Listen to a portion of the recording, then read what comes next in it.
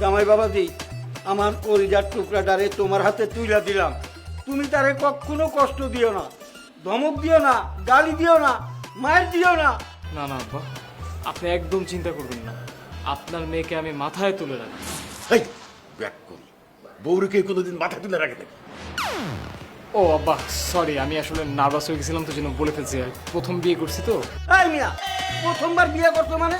তোমাকে বংশ কি দুইবার বিয়ে করার নিয়ম আছে নাকি? আরে না না আব্বা জান, আপনি এইসব নিয়ে একদম চিন্তা করুন না। আমাদের বংশে 2 বিয়ে করার কোনো রেকর্ড নাই, কিন্তু 3 বিয়ে করার রেকর্ড আছে, কারণ আমার দাদা 3টা বিয়ে করছিল।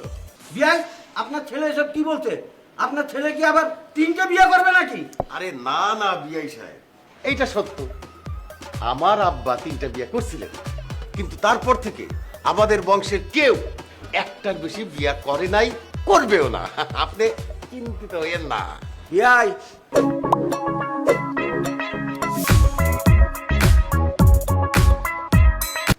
সোনার টুকরা বউ পাইলেন। আমার মাইয়ার মতন এইরকম মাইয়া অত্র এলাকায় নাই। আমি ছাড়া আজ পর্যন্ত কোনো ছেলের দিকে ঘুরেও তাকায় নাই। কথা বলা তো দূরের কথা, স্কুল কলেজে যাওয়ার পথে মাথা নিচা করে যাইতো, মাথা নিচা করে আইতো। কত ছেলে যে আমার মেয়েরে বিয়ার প্রস্তাব দিছে, কোনো পাত্তাই দেয় নাই। বাবা বাবা বাবা, মাশাল্লাহ মাশাল্লাহ, আমি তো আল্লাহর কাছে এমন একটা বই চাইছিলাম।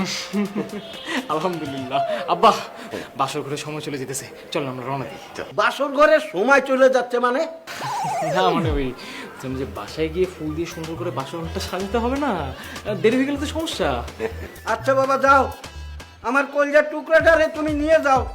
তবে একটাই কথা, তারে তুমি দেখে রাখো, সবসময় চোখে চোখে রাখো। যখন যা খাইবা অর্ধেক হইলেও তারে দিও। আপনি একদম চিন্তা করেন না তো বিয়াই সাহেব। শুধু ও কেন, আমিও আমার থেকে অর্ধেক আপনার মেয়েরে দিব। আরে আপনার মেয়ে তো আমারই মেয়ে।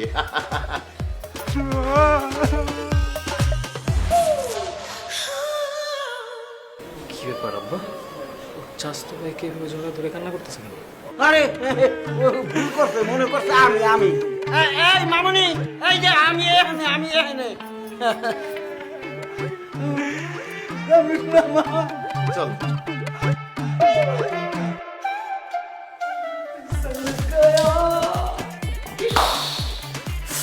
আমার তো লজ্জা লাগতেছে কেন? আল্লাহ, তুমি আমার লজ্জাটা একটু কমাই দাও।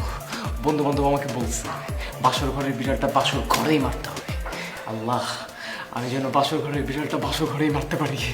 তুমি আমার লজ্জাটা একটু কমাই দাও।